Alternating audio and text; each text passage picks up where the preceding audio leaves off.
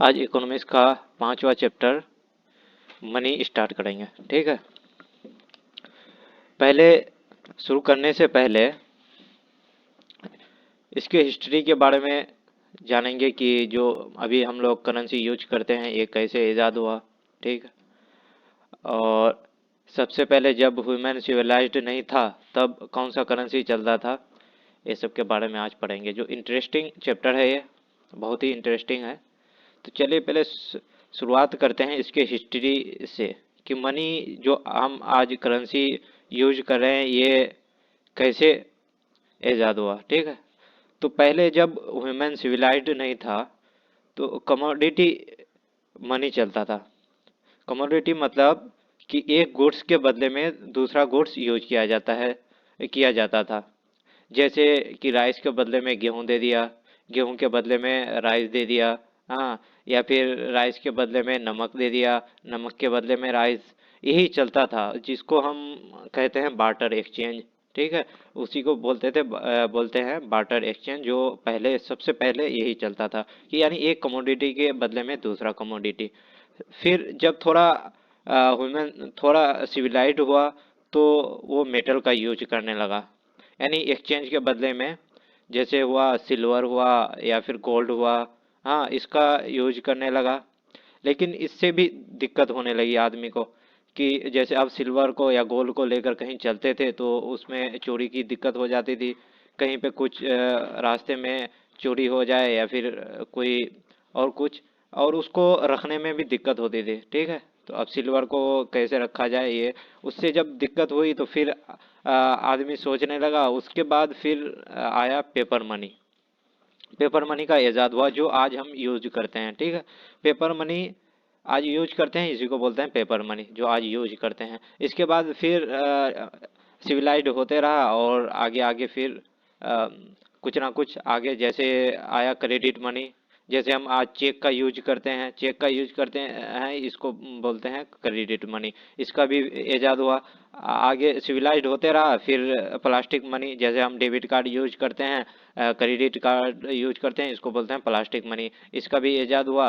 इसी तरह से मनी जो करेंसी आज हम ये करते हैं यूज करते हैं उसका इजाद हुआ था। ठीक है, ये हो गया हिस्ट्री मनी का। तो अब सबसे पहला टॉपिक है चैप्टर 5 का, मनी मनी में बार्टर एक्सचेंज। बार्टर एक्सचेंज कहते किसे हैं? तो बार्टर एक्सचेंज वो एक्सचेंज है जिससे हम यानी पहले करते थे, क्या करते थे, एक गुड्स के बदले में दूसरा गुड्स गुड्स का जो एक्सचेंज करते थे उसी को बोलते हैं बार्टर एक्सचेंज। मतलब कि जब राइस के बदले में हम क्या करते थे पहले ये गेहूं देते थे, गेहूं के बदले में राइस देते थे, या राइस के बदले में नमक देते थे, नमक के बदले में गेहूं देते थे। इसका जो एक्सचेंज होता था गुड्स के बदले में गुड्स का, उसी को कहते हैं बार्टर एक्सचेंज। हाँ, इसी सीसी इकोनॉमी भी बोला जाता है। मतलब सीसी मतलब कमोडिटी टू कमोडिटी एक्सचेंज, मतलब कि एक कमोडिटी के बदले में दूसरे कमोडिटी का एक्सचेंज को सीसी इकोनॉमी। ठीक है, तो ये हो गया बार्टर एक्सचेंज। तो अब आता है मनी। मनी किसे कहते हैं? यानी मनी एक एसेट होता है जो यूज्ड किया जाता है किसी भी पेमेंट या एक्सचेंज ऑफ गुड्स के लिए, गुड्स और सर्विस के लिए। मतलब कि अब जैसे हम कोई ट्रांजैक्शन किए, किसी दुकान में गए, वहाँ पे कोई सामान लिया। ठीक है, सामान लिए तो उसके बदले में जो हम अभी करेंसी देते हैं उसी को बोलते हैं मनी। हाँ, यानी money refers to the assets which are commonly used and accepted as a means of payment or exchange of goods। मतलब जो भी पेमेंट पेमेंट और एक्सचेंज जो गुड्स और सर्विस के बदले में दिया जाता है उसको हम मनी कहते हैं। ठीक है, तो अगला टॉपिक है फंक्शन ऑफ मनी। ठीक है, तो फंक्शन ऑफ मनी में बेसिकली चार है कि चार फंक्शन है। जैसे पहला है मीडियम ऑफ एक्सचेंज, दूसरा है measure of unit of value, और तीसरा है स्टोर ऑफ वैल्यू, एंड चौथा है स्टैंडर्ड ऑफ पोस्टपोन्ड पेमेंट। तो पहला है मनी। मनी का पहला फंक्शन है exchange of medium of exchange. मतलब कोई भी गुड्स या सर्विस के पेमेंट के लिए जो हम अ, ये देते हैं, जैसे कोई गुड्स लिए, गुड्स के बदले में जो हम पेमेंट दिए, वो पेमेंट पेमेंट जो दिए तो वो मेरा क्या हुआ, एक मीडियम करेंसी दिए तो वो मेरा करेंसी क्या हो गया, एक मीडियम हो गया, यानी एक्सचेंज का। यानी गुड्स के बदले में हम मनी दिए, यानी करेंसी दिए, तो ये मेरा करेंसी क्या हो गया, मीडियम हो गया किसी गुड्स को लेने का। ठीक है, ये हो गया मेरा medium of exchange. Medium of exchange मतलब किसी गुड्स को लेने के लिए हम जो करेंसी दिए, ये करेंसी जो दिए ये मेरा क्या हो गया, मीडियम हुआ किसी गुड्स को लेने का। दूसरा है मेजर या यूनिट ऑफ वैल्यू। मतलब मनी एक कॉमन मेजर है, ठीक है, कॉमन मेजर ऑफ वैल्यू है। इससे इसे हम क्या करते हैं, सभी गुड्स और सर्विस का वैल्यू को एक्सप्रेस करते हैं। मतलब किसी भी गुड्स या वैल्यू के क्या प्राइस है, क्या ये है, उसको एक्सप्रेस करने के लिए ये काम आता है। ठीक है, दूसरा हो गया फंक्शन ऑफ मनी का। और तीसरा है स्टोर ऑफ वैल्यू। मनी क्या है, एक स्टोर ऑफ वैल्यू है। जैसे हम किसी एसेट्स को स्टोर करके रखते हैं, वैसे ही मनी को भी स्टोर करके रख सकते हैं। तो ये स्टोर भी किया जा सकता है, इसीलिए क्या इसको क्या बोलते हैं, store of value. And money को भी हम स्टोर करके रख सकते हैं, मनी को भी हम रख सकते हैं जैसे एसेट को रखते हैं, इसलिए इसे स्टोर ऑफ वैल्यू भी कहते हैं। ठीक है, और लास्ट चौथा आता है कि स्टैंडर्ड ऑफ पेमेंट है। चौथा क्या है, स्टैंडर्ड ऑफ पेमेंट भी कहते हैं इसको। स्टैंडर्ड ऑफ पेमेंट मतलब ये एक स्टैंडर्ड है जिसे हम फ्यूचर में पेमेंट करते हैं। जैसे कोई ये लिए सामान लिए, उस सामान को हम जरूरी नहीं होता है इसमें ज़्यादातर कि हम अभी ये पेमेंट करते हैं, उसको बाद में भी पेमेंट करते हैं। कुछ फ्यूचर में, तो फ्यूचर में जो पेमेंट करने का जो ये करते हैं, तो ये फ्यूचर में पेमेंट करने का एक स्टैंडर्ड है मनी। हाँ, तो इसलिए ये एक क्या है, इसको बोलते हैं स्टैंडर्ड ऑफ पोस्टपोन पेमेंट। ठीक, ये हो गया चार फंक्शन हो गया मेन, हाँ, फंक्शन ऑफ मनी का। पहला था मीडियम ऑफ एक्सचेंज, दूसरा था मेजर या यूनिट ऑफ वैल्यू, तीसरा था स्टोर ऑफ वैल्यू, और चौथा क्या, स्टैंडर्ड ऑफ पोस्टपोन पेमेंट। मतलब एक स्टैंडर्ड पेमेंट है जो फ्यूचर में हम देते हैं, फ्यूचर में कोई भी पेमेंट देने के लिए एक स्टैंडर्ड हुआ। अब आते हैं अगला टॉपिक में जो मनी सप्लाई से रिलेटेड है।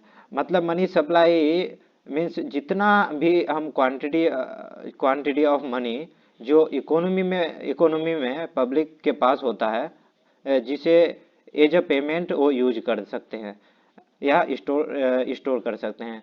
मतलब जैसे पब्लिक के पास कोई भी मनी, पब्लिक मतलब हो गया कोई भी बैंक हुआ या लोकल अथॉरिटी हुआ, नॉन बैंकिंग फाइनेंसिंग, ये सब इंक्लूड है इसमें। ठीक है, या फिर हो गया फॉरेन बैंकिंग हुआ, या फिर गवर्नमेंट, ये सब इसमें इंक्लूड है पब्लिक में। पब्लिक तो ये पब्लिक के पास जितना भी ये है मनी है, क्वांटिटी ऑफ मनी इकोनॉमी में है, उसके पास, उसे क्या बोलते हैं, मनी ऑफ सप्लाई। मतलब उससे आप कुछ भी कर सकते हैं, कुछ भी कर सकते हैं। पब्लिक कोई भी सामान खरीदना बेचना, उसका जो ट्रांजैक्शन कर सकते हैं, उसी को बोलते हैं मनी ऑफ सप्लाई। ठीक है, यानी जितना क्वांटिटी ऑफ मनी पब्लिक के पास है वो हो गया मनी ऑफ सप्लाई। अब अगला आता है मेजर्स ऑफ मनी, यानी मनी का मेजर्स हम कैसे करते हैं। तो सबसे पहला आता है M1। तो M1 कैसे निकालेंगे, कोई भी करेंसी, हाँ, करेंसी या कॉइन्स, करेंसी नोट्स या कॉइन जो पब्लिक के पास हो, कोई यानी पीपल के पास हो, कोई भी आदमी के पास, और कोई भी डिमांड डिपॉजिट अगर हम डिपॉजिट किए हैं, डिमांड डिपॉजिट बैंक में या अदर डिपॉजिट अगर किए हैं RBI में, तो वो सबको इंक्लूड कर देंगे, तो ये मेरा आ जाएगा M1। M1 मतलब कोई भी करेंसी नोट्स या कॉइन्स जो पीपल कोई भी आदमी के पास हो, और कोई भी डिमांड डिपॉजिट, जो डिमांड डिपॉजिट, सेविंग डिपॉजिट नहीं, डिमांड डिपॉजिट जो बैंक में है मेरा, और कोई भी अदर डिपॉजिट जो RBI में किए हो, आरबीआई में कोई भी डिपॉजिट हो, अदर डिपॉजिट, हाँ, RBI में, तो इन तीनों को जब ऐड कर देंगे तो मेरा M1 आ जाएगा। M1 आ जाएगा तो हम फिर क्या करते हैं, M2 को निकालते हैं। तो M2 निकालने के लिए सबसे पहले क्या करेंगे हम, M1 मतलब M1 का जो भी है ये, इसको ऐड कर देंगे, M1 निकाल के, हाँ, M1 ये निकाल लिए। M1 को निकालने के बाद इसमें क्या करेंगे, saving deposits with post office bank, यानी पोस्ट ऑफिस सेविंग बैंक में जो भी हम सेविंग डिपॉजिट्स किए हैं उसको ऐड कर देंगे, तो मेरा आ जाएगा M2। ठीक है। तो अब आता है तीसरा, M3 कैसे निकालेंगे। M1 और M2 निकालना हम सीख गए। M1 मतलब कोई भी डिपॉजिट, कोई भी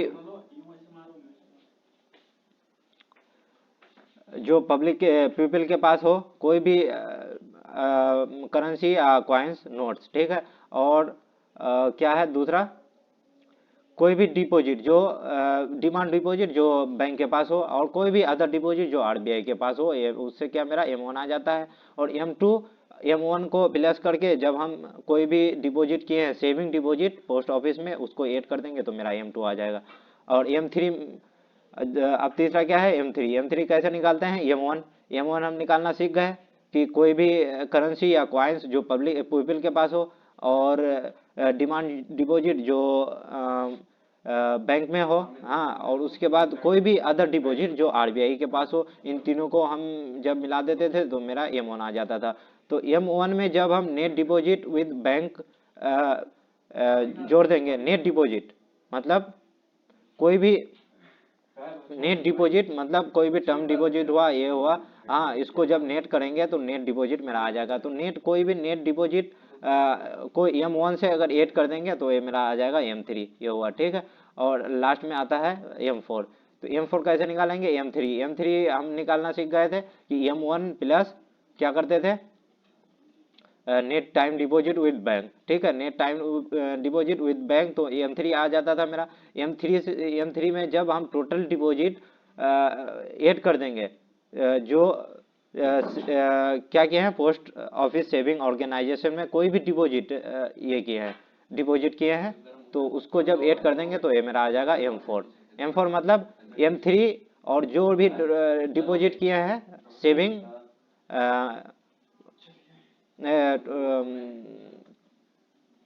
किसमें, कोई भी पोस्ट ऑफिस में कोई भी सेविंग किए हैं पोस्ट ऑफिस सेविंग ऑर्गेनाइजेशन में, एक्सेप्ट NSC मतलब नेशनल सेविंग सर्टिफिकेट के अलावा कोई भी हम डिपॉजिट किए हैं पोस्ट ऑफिस में, तो वो जोड़ देंगे M3 में, तो ये मेरा आ जाएगा M4। ठीक है, यहाँ तक ये हो गया मनी मनी चैप्टर का पूरा। ठीक है, ये एक छोटा सा चैप्टर था, इसे आसानी से आप समझ सकते हैं एक बार पढ़ने के बाद।